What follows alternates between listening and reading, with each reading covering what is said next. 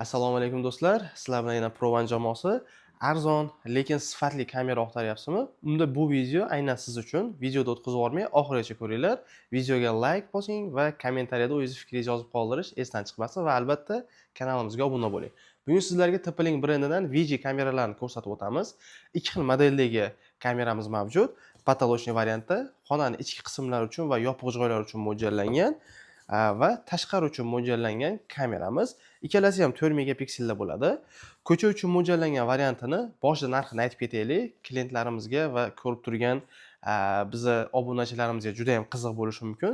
490 ming so'm evaziga ko'cha uchun o'rnatiladigan kamerasini xarid qilishlari mumkin va yopiq joylar va xonalarning ichki qismi uchun mo'ljallangan kameramizni 430 ming so'm evaziga xarid qilishingiz mumkin. Kameralarimizga 1 yil garantiya beramiz va O'zbekiston bo'ylab dastavka xizmatlarimiz ham mavjud bo'ladi.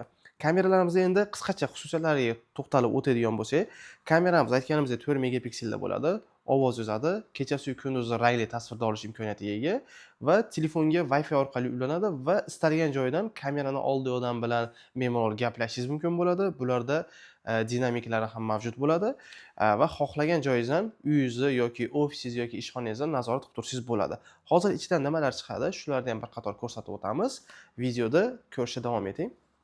Ikkala kameramizni ochib ko'ramiz. Ichidan komplektdan nimalar chiqadi va kameramiz qanaqa ko'rinishda bo'lishini bir qator ko'rsatib o'tamiz. Bismillah. Ichidan qo'llanmalar chiqadi o'zini kameramizni. Kameramizni o'zini ko'rinishi Wi-Fi orqali ishlaydi bu kameramiz.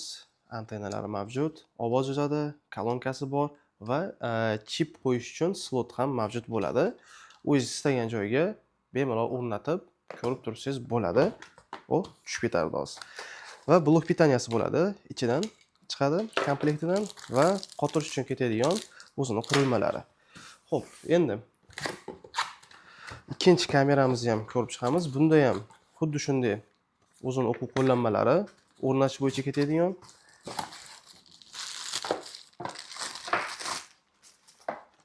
Kameramizni o'zini ko'rinishi mana bunday holatda o'rnatib qo'ysangiz bo'ladi buni. Bu ham kechasi kunduzi rangli oladi, ovoz yozadi va gapirsangiz bo'ladi. Bunga ham bu yerga o'sha xotira kartasini bemalol o'rnatib qo'ysangiz bo'ladi va ichidan blok pitaniyasi chiqadi. Hozir videoda oxirida qanday tasvirga olishini bittasini ishlatib ko'ramiz. Agar ma'qul keladigan bo'lsa, bemalol pastda raqamlarni qoldiramiz. Qo'ng'iroq qilishlar mumkin. O'zbekiston bo'ylab dastavka qilib beramiz. O'sha aytganimizdek, tashqari uchun mo'ljallangan kameramiz 490 ming so'm qilib beramiz va yopiq joylar uchun mo'ljallangan kameramizni 430 ming so'm qilib beramiz. Murojaat qilinglar, O'zbekiston bo'ylab dastavka qilib beramiz.